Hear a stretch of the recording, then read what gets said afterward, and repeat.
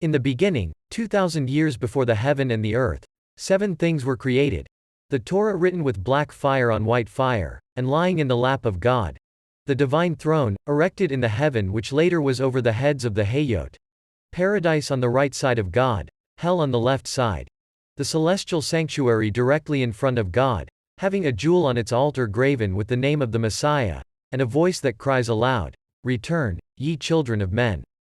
When God resolved upon the creation of the world, he took counsel with the Torah.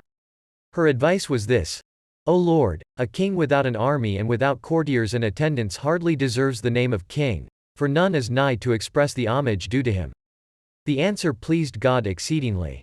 Thus did he teach all earthly kings, by his divine example, to undertake naught without first consulting advisers. The advice of the Torah was given with some reservations. She was skeptical about the value of an earthly world, on account of the sinfulness of men, who would be sure to disregard her precepts. But God dispelled her doubts. He told her that repentance had been created long before, and sinners would have the opportunity of mending their ways.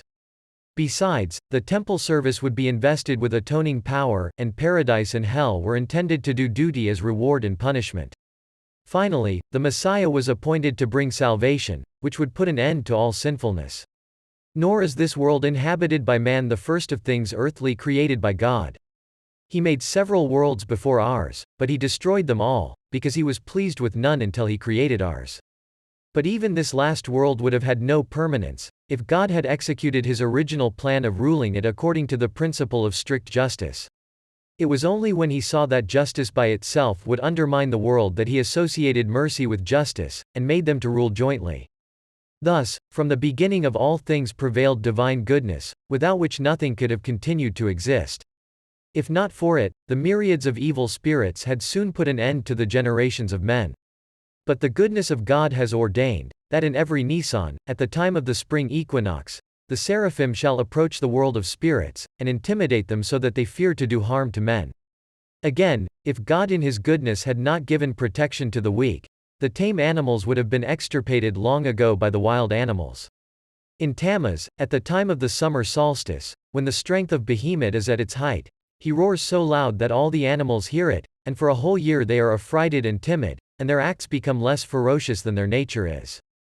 Again, in Tishri, at the time of the autumnal equinox, the great bird Ziz flaps his wings and utters his cry, so that the birds of prey, the eagles and the vultures, blench, and they fear to swoop down upon the others and annihilate them in their greed.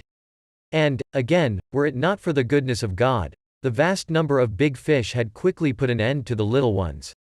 But at the time of the winter solstice, in the month of Tebet, the sea grows restless, for then Leviathan spouts up water, and the big fish become uneasy. They restrain their appetite, and the little ones escape their rapacity. Finally, the goodness of God manifests itself in the preservation of his people Israel. It could not have survived the enmity of the Gentiles, if God had not appointed protectors for it, the archangels Michael and Gabriel. Whenever Israel disobeys God, and is accused of misdemeanors by the angels of the other nations, he is defended by his designated guardians, with such good result that the other angels conceive fear of them. Once the angels of the other nations are terrified, the nations themselves venture not to carry out their wicked designs against Israel. That the goodness of God may rule on earth as in heaven, the angels of destruction are assigned a place at the far end of the heavens, from which they may never stir, while the angels of mercy encircle the throne of God, at his behest.